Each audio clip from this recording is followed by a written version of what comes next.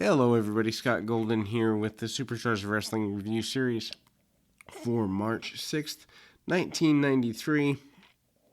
We are fast approaching WrestleMania 9, and that is both good or bad depending on your perception. Obviously, I became a fan right before WrestleMania 5. By 9, I was still buying what they were selling. By 14, I was not. It's interesting. I missed the first boom period, which obviously was the 85 boom period by a few years. It was still going on, but I missed the rock and wrestling thing that so many people got to be part of. And I was disinterested in the attitude boom period. So it's just interesting that I didn't get to be part of those experiences in the same way that most people do. Anyway, Razor Ramon against Brian Boyer. Razor, telling the ring attendant something happens to the gold, something happens to you. Really simple stuff. Razor with some chops. Big hip toss out of the corner. Manages to hit a choke slam. Razor's choke slams are, to me, a thing of beauty. I've always enjoyed how he puts choke slams around, ties the man up with leg grapevines, slaps him around the head, manages to hit the second rope back suplex, Razor's edge, 1, 2, 3, Razor gets the win. Odd to me that he only faces Bob Backlund in the, in WrestleMania, just with how hard he was pushed coming in, November through, let's say, February. I just didn't understand that actually September with the vignettes if you count them. So September through February he's heavily pushed and then he's put with Backlund, which didn't make any sense. Tatanka basically says he's ready to face the Heartbreak Kid. Shawn Michaels promises to win the Intercontinental title at WrestleMania. One of Tatanka's better matches, if not Tatanka's best match, is that WrestleMania match. So if you've never seen it, if you're a younger fan who is not the demographic who was around in 1993 as a fan, worth going out of your way to see if you haven't, or if you haven't seen it in a while. Crush against Louis Spicolli. Spicolli, of course, goes on less than 3 years from here to be a mid card to upper mid card guy in ECW. Then goes on to WCW. Actually makes some friends with a couple of the Click guys. Scott Hall specifically here. Belly to belly suplex by Crush. Crush also hits, and you see a lot of interesting stuff. Spicoli manages to slap Crush in the face, which for 1993 is a big deal. Crush manages the press slam, presses him around, and then we see Crush go to the top rope, which is weird for the big man. Manages to hit I guess you'd say a forearm to the back, forearm to the spine, something like that. Anyway, Crush hits the tilt-a-whirl backbreaker that he's famous for, hits the head crusher, and we're done with that match. And then Giant Gonzalez gets pumped up for the WrestleMania, which is less now than a month away.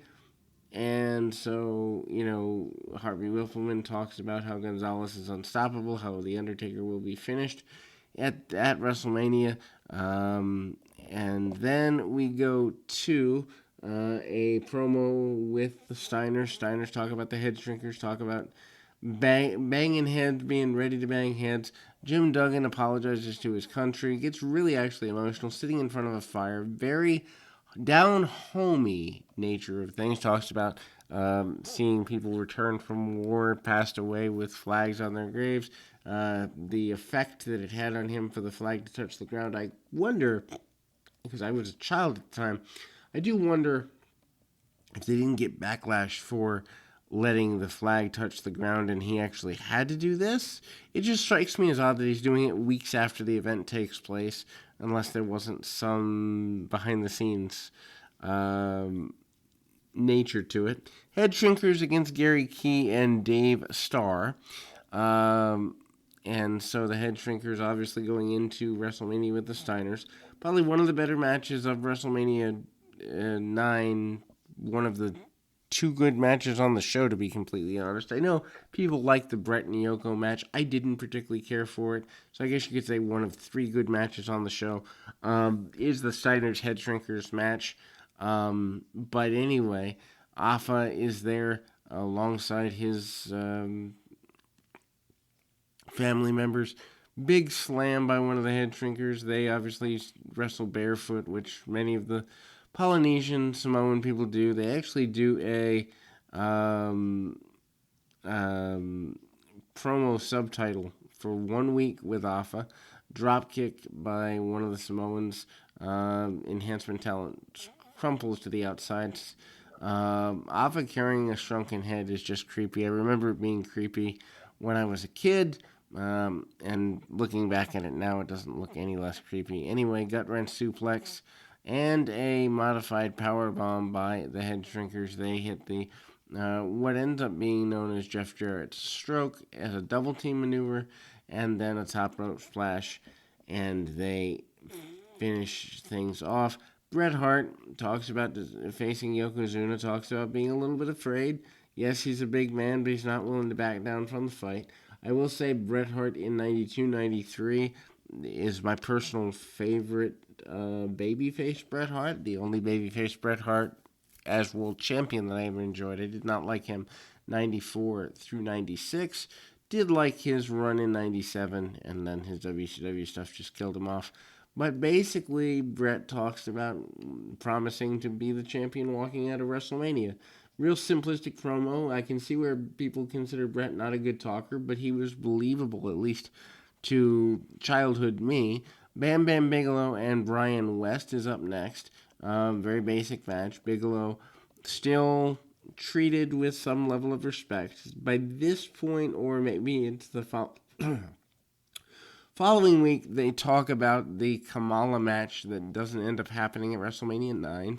Always feel bad when guys get promised a WrestleMania or big pay-per-view match. The non-sequential pay-per-views now, it doesn't really matter as much. I don't think they get bonuses for it now anyway. But anyhow, big splash in the corner and a suplex by Bam Bam. Bam Bam super athletic for the time and manages to hit a diving headbutt. The young man he was fighting manages to get up.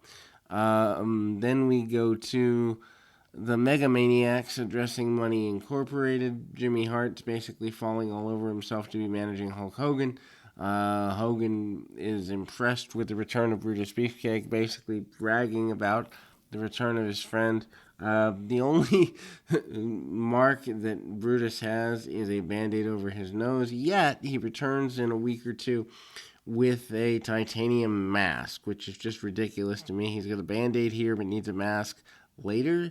A little bit weird. Anyway, maybe they were going to merchandise the mask. Maybe that was the plan. We go to a WrestleMania report. Tag team title match is announced. And obviously, it's Brutus and Hogan versus Money Incorporated for the tag team championships. Jimmy Hart had to have contributed to that. Bret Hart and Yokozuna there. Fuji basically, very short promo, says that Hart's in trouble. He is certainly ready to go, and Yoko, just one or two even signs of a punch is a big deal. Then we move to Steiners versus Ed Moretti and Dan Farron. Dan Farron sounds like a name I should know. I think he's done some podcast work for, maybe it's 605 or something like that. And then Ed Moretti is a standout in the Pacific Northwest area, did a lot of independent work for many years, actually, known as one of the Moondogs in the Pacific Northwest area, at least for a while.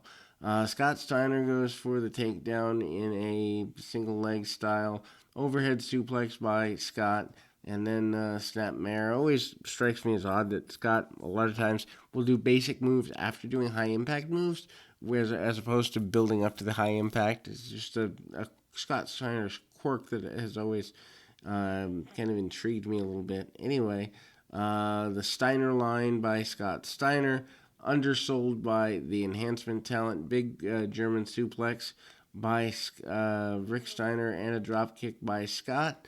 Scott is obviously the more athletic of the Steiners. Irish whip by Scott, and again we see the Frankensteiner gets the finish 1-2-3. Then we move to the event center featuring Crush and Bret Hart. We're hyping WrestleMania again, less than a month away. Crush promises to get even with Doink for his evilness as a clown, managed and also what was done to him being knocked out and the such. And then Bret Hart says, yes, Yokozuna is big, he's bad, he's intimidating, but he's not that intimidated that he won't walk out as the champion. That will close us for the first week in March here in 1993. We will be back with more action right after this.